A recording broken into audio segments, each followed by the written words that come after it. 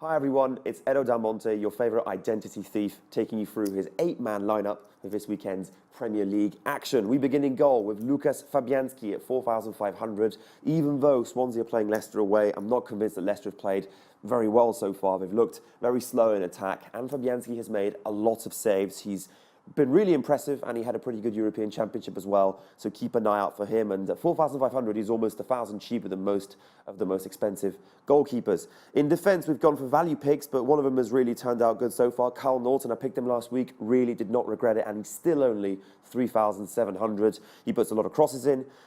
Swansea, are not particularly impressive, which says a lot about how well Naughton's been doing, and he also takes shots. Llorente unfortunately got in the way of one in last week's defeat against Hull. We move on to Matt Targett for Southampton. He plays he plays Sunderland, whose defensive schemes really haven't worked so far, and more importantly, he's been putting a lot of crosses in, and at 4,500, I think he's really good value.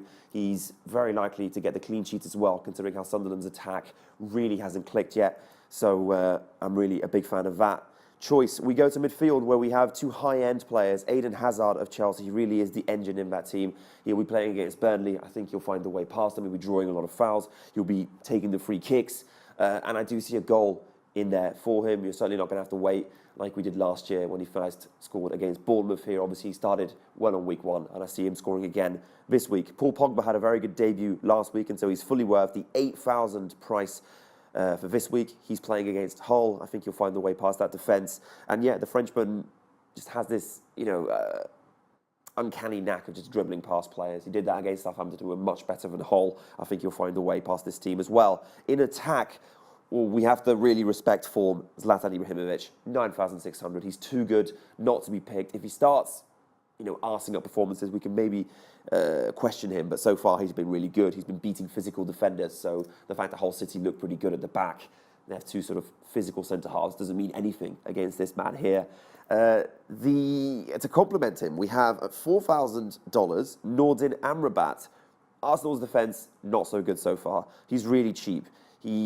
I really liked him at Galatasaray. Moving to England, he wasn't so good at the beginning, but looked better towards the end of last season for Watford. It was hard to notice since they barely won any games, but Amrabat has grown into that role. Mazzari has proved that he's actually a better coach than we were expecting.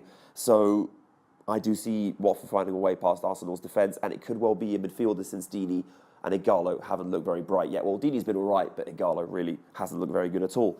Our utility man is flavour of the month, Andros Townsend. He's now got a striker in Christian Benteke to give the ball to, and Bournemouth's defence, their fullbacks do charge a lot they do charge forwards quite a lot, so there'll be room behind him. And obviously he's got, he's been scoring a lot of points so far, and this without an attacker, without scoring a goal, or really without much of a team behind him. So he is really good value at 7,100. Here then is the team. We've skimmed a little in defence, but I think they'll be getting loads of points. The midfield, I think, looks very solid. And in attack, I'm really hoping Amrabat works out for me. That's my lineup. Welcome to DraftKings. Welcome to the big time.